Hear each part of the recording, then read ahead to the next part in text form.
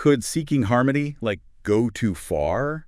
What if achieving some kind of social good actually meant that we had to sacrifice our individuality? Hmm.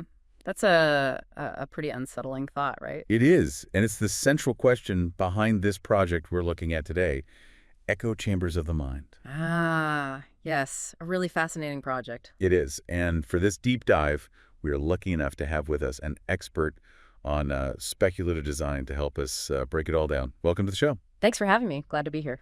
So before we get into echo chambers of the mind, let's take a step back. For anyone who might be new to this, what is speculative design exactly? Sure. So speculative design, you can think of it as a way of using design to kind of imagine and explore different possible futures. And really, the goal isn't to predict what will happen.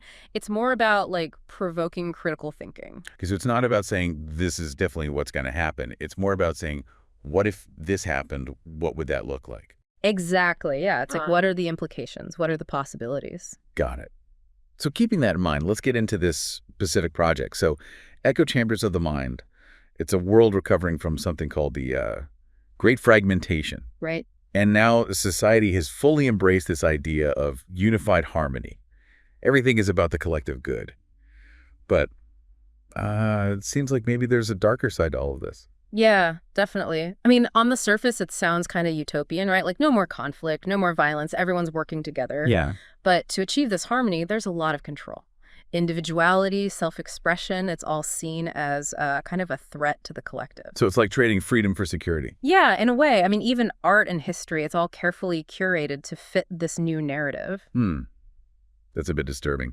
And, one thing that stood out to me when I was researching this project was the use of rituals, like adaptations of ancient rituals. Oh, yes, the rituals. That's such a clever element of this project. Why do you think the designer chose to include those? Well, I think it really gets us thinking about how we view progress, because rituals have this long, complex history.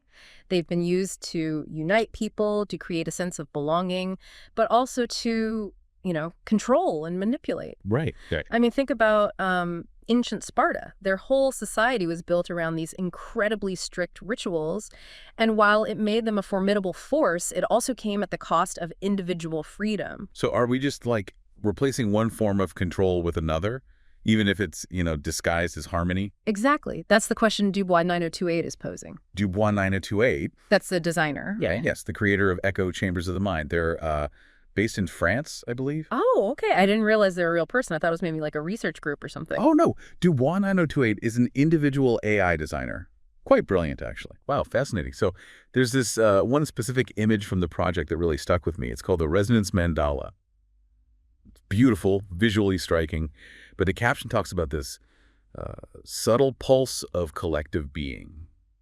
Kind of creepy, actually. Yeah, it is. And I think it points to the role of technology in this world. It's not just social media or even virtual reality. We're talking about technology that can, monitor and influence our emotions. Well, hold on. Like how? Well, maybe something like biofeedback or neural interfaces, technologies that could ensure that everyone is literally on the same wavelength. So we could reach a point where technology could actually engineer away our individuality, all in the name of harmony. It's a disturbing possibility. And that's the power of speculative design. It forces us to ask these, uncomfortable questions. Yeah, it really makes you think. Even if technology could guarantee peace and harmony, would we be willing to give up that much of ourselves? Would it even be us anymore? Big questions. And there are no easy answers. Well, Dubois 9028 has certainly given us a lot to think about. Definitely. A lot to unpack there. Thanks for helping us unpack it all. My pleasure. And thank you for joining us for this deep dive into echo chambers of the mind on exploring futures.